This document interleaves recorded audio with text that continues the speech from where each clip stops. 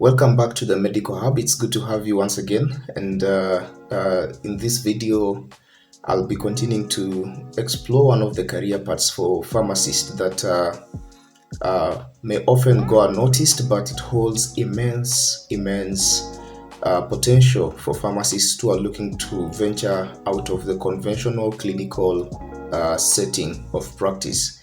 And this career path is what we call medical affairs.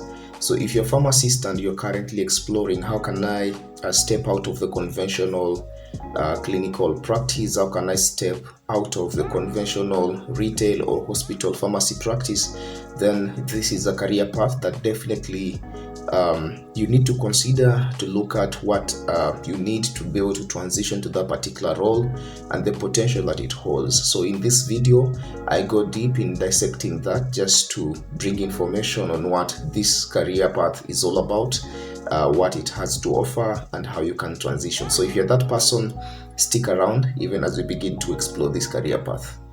Before we delve deeper in dissecting this particular career path, I think it's important to lay ground and laying ground in understanding what this particular career entails.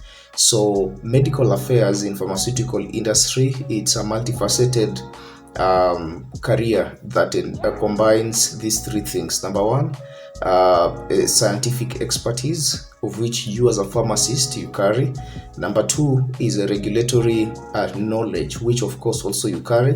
And number three is the communication skills. Before going far, I think it's important for us to be able to lay a foundation in understanding what this particular career entity or career entails. Medical affairs is a multifaceted career, and it combines scientific expertise, it combines regulatory knowledge, and thirdly, communication skills. And medical affairs professionals, they act as an important bridge between pharmaceutical companies and the key stakeholders in that particular ecosystem. And when I talk about the key stakeholders, I'm talking about healthcare professionals, medical professionals. So they're the important bridge that link them. Simply put, they help to communicate scientific knowledge about drugs or medical devices to healthcare professionals and medical professionals. So that is the role of medical affairs. Now you might be wondering, why should pharmacists consider this career path? Well, let's break down the unique qualities that a pharmacist has that gives them a cutting edge for this particular role. I'll break them one after the other so that you get to understand which are these unique qualities that you as a pharmacist has that makes you or qualifies you for this particular role. Number one is the clinical expertise. Having navigated pharmaceutical education and also the journey in their professional journey, pharmacists possess in-depth knowledge on drug interaction, drug mechanism, and therapeutic outcome. This robust clinical expertise or clinical knowledge is very much needed for you to perform effectively in the role of medical affairs. So that gives pharmacists a cutting edge for this particular role. The next skill that makes pharmacists cut out for this job is attention to details, and being a precision or being meticulous is very much needed in the pharmaceutical arena, and pharmacists are renowned for this particular skill. Perhaps because of their training or their nature of work, scrutinizing prescription, medication regimen, medication formulations, and all these add up to build that skill set in them, being attentive to detail, which is very much needed in this role of medical affairs. And the skill of being attentive to detail is a great asset, is a valuable asset when it comes to reviewing or medical writing, reviewing scientific documents, and also in regulatory compliance. The third skill set is an understanding of medications. Pharmacists have an intimate knowledge about medicines. They understand the benefit of medicines, they understand potential side effects, and also interaction, whether drug-drug interaction or food-drug interaction. And having this knowledge or understanding of medications give them a better hand when it comes to breaking down complex information, complex scientific information, complex scientific information on medicines to simple language to communicate to stakeholders whom they're engaging with in this particular role of medical affairs.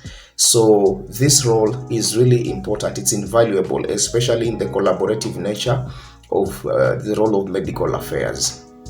The fourth factor that makes pharmacists cut out for this role is what I call patient-centric perspective.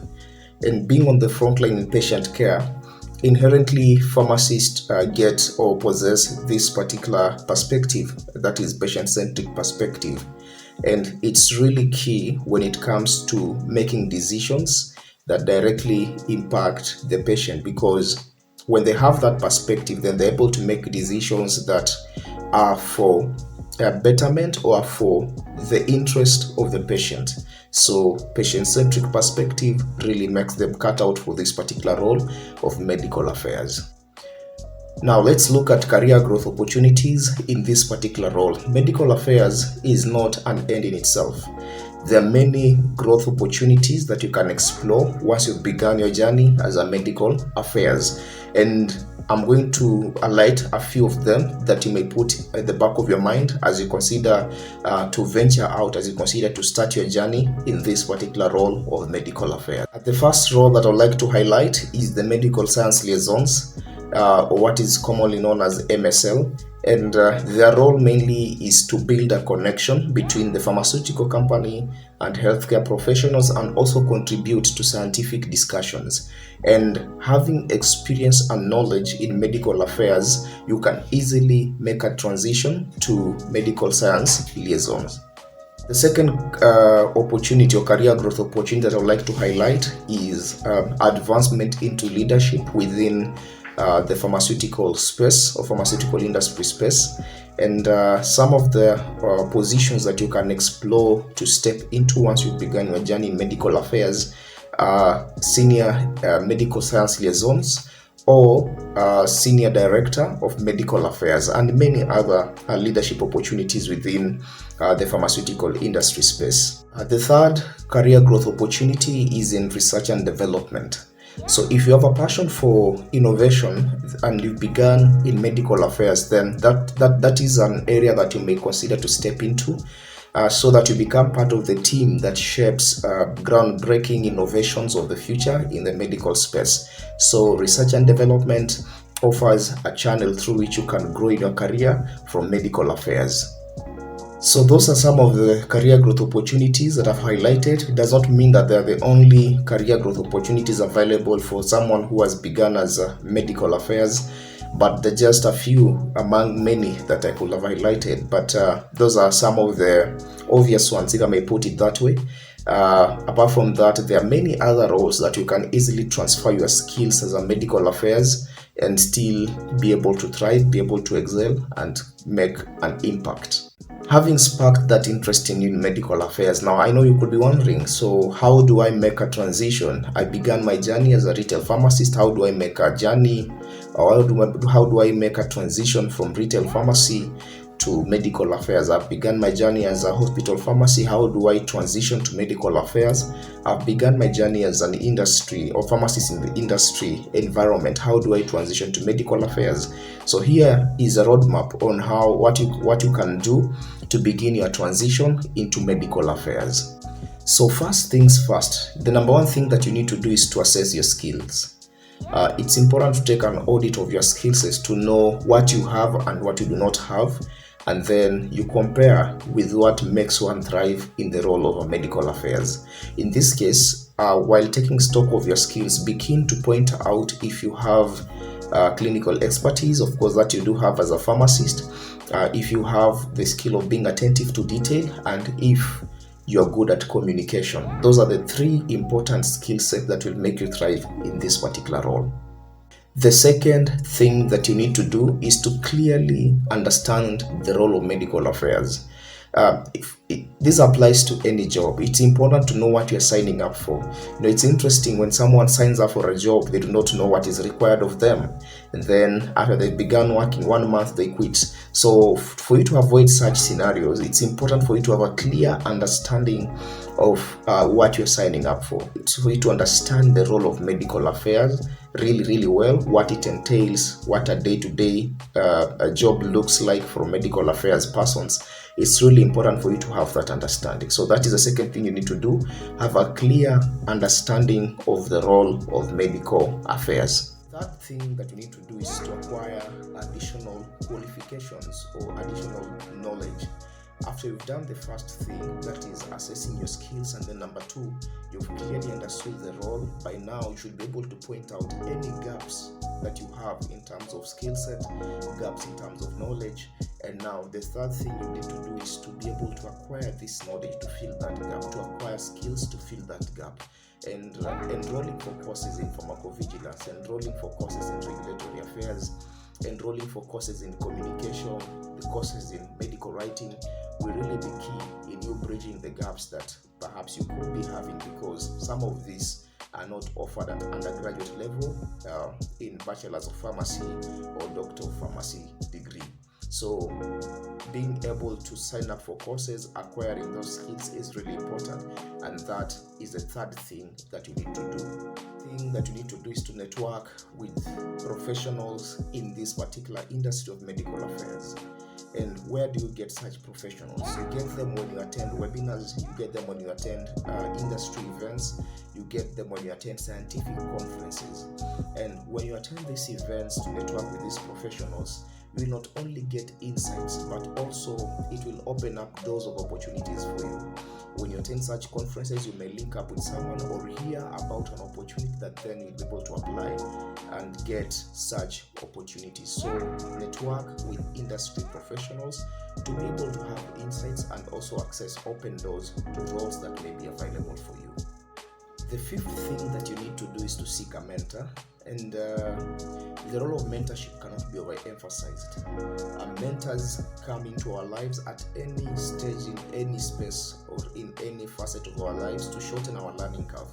And so when you seek a mentor in this space of medical affairs, then your learning curve will be shortened. You will learn from their experience. They'll point you to the right direction and even open opportunities for you to practice or put a word for you when such opportunities arise. So seeking a mentor is really key, so that you can be able to receive that guidance that you really need to navigate the space of medical affairs even as you begin your journey.